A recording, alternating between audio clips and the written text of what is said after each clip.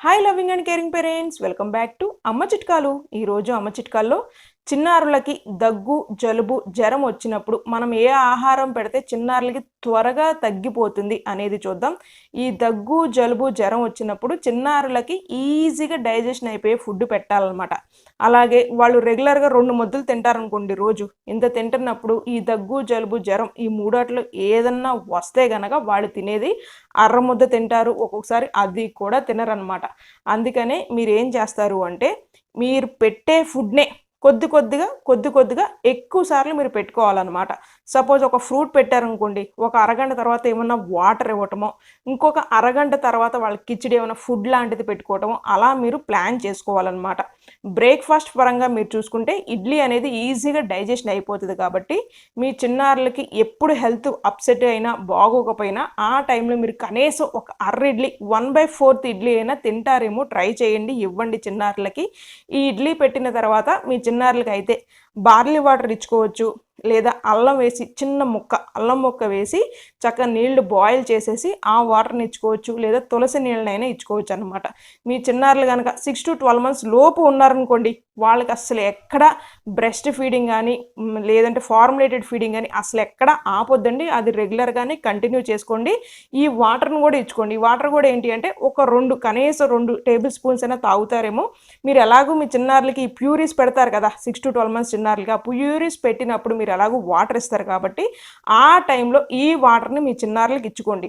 ఇది ఏంటి అంటే ఈ జింజర్ కానీ తులసి కానీ ఏం చేస్తుందంటే చిన్నారులకి ఈజీగా రికవర్ అవ్వడానికి ఉపయోగపడుతుంది అనమాట. అలాగే కొద్దిగా ఒళ్ళు ఎచ్చబడినా సరే ఆ ఒళ్ళు అనేది మళ్ళీ టెంపరేచర్ అనేది రెగ్యులర్ స్టాండర్డ్ మెయింటైన్ చేయడానికి కూడా ఈ వాటర్లో ఉపయోగపడతాయండి.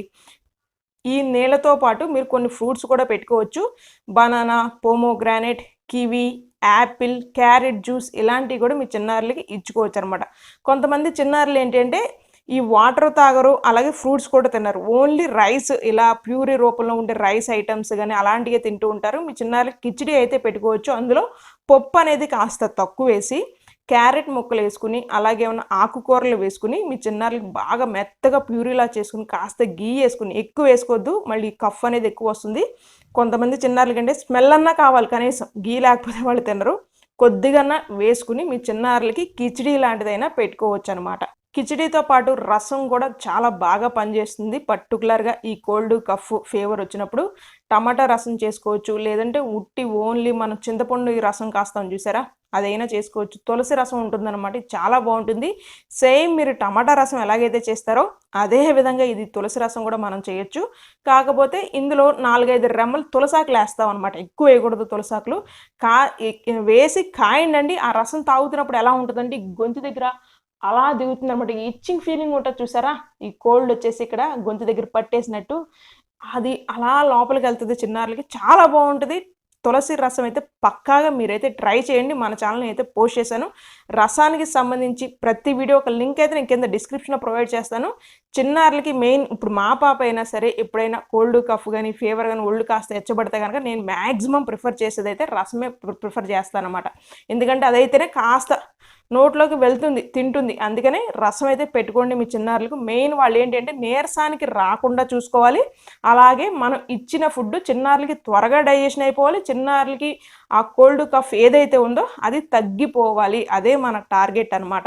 మీ చిన్నారులు కనుక 1 year ఎబో అనుకోండి, వాళ్ళకైతే మీరు ఒక లెమను అంటే అరబద్ద లెమను అలాగే 2 tablespoons హనీ వేసేసి మొత్తం కలిపేసేసి ఒక్కొక్క స్పూను, బాగా ఎక్కువగా ఉందనుకోండి 2 tablespoons ఇచ్చుకోవచ్చు 3 పూట్ల, లేదంటే ఒక్కొక్క స్పూన్ ఇచ్చుకోండి. ఆ వాటర్ ఏదైతే ఉంటుందో హనీ వేసి లెమన్ వేసి ఇచ్చిన వాటరు, దానివల్ల ఏంటి అంటే వీళ్ళకున్న కఫ్ కానీ లేదంటే ఆ ఫీవర్ ఫీలింగ్ కానీ అదంతా ఏంటంటే టెంపరేచర్ కంట్రోల్ అవుతుంది.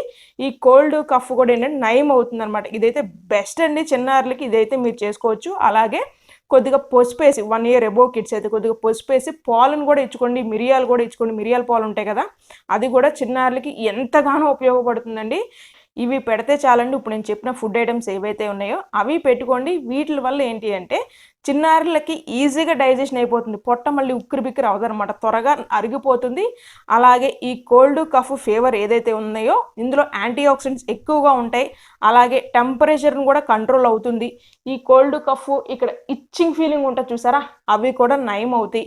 ఇవి పెట్టుకోండి, ఇంతకన్నా మించి మీరేం బయటికి వెళ్ళి వేరే ఎక్స్ట్రాగా ఏం పెట్టవసరం లేదు. ఇవి పెట్టుకుంటే సరిపోతుందండి. వీటితో పాటు హోమ్ రెమెడీ ఒకటి ఉన్నాయి కదా, చాలా ఉన్నాయి మన ఛానల్లో. అందులో ఎక్కువగా మంది నాకు కామెంట్ చేసింది బెస్ట్ రిజల్ట్ ఇచ్చిందని చెప్పేది తమలపాకు కర్పూరం వేసిన ఒక హోమ్ రెమెడీ ఉందన్నమాట. ఆ హోమ్ రెమెడీ కూడా నైట్ మీరు ఫాలో అవ్వండి చాలు, ఇంకా మీకు ఎటువంటి ఇబ్బంది అయితే ఉండదు, మీ చిన్నారులకు కూడా ఉండదండి. ఈ వీడియో మీ అందరికీ ఉపయోగపడిందని నేను అనుకుంటున్నాను. వీడియో నచ్చినట్లయితే ఖచ్చితంగా ఆ లైక్ బటన్ని ప్రెస్ చేయండి. ఇంకా మీరు సబ్స్క్రైబ్ అవ్వకుండా ఉన్నట్లయితే సబ్స్క్రైబ్ అవ్వండి. చిన్నారులకి సంబంధించిన ఇటువంటి వీడియోస్ ఇక ముందు కూడా మన ఛానల్లో రాబోతున్నాయి, అవేవి మీరు మిస్ అవ్వకుండా ఉంటారనమాట. Thanks for watching. Bye bye.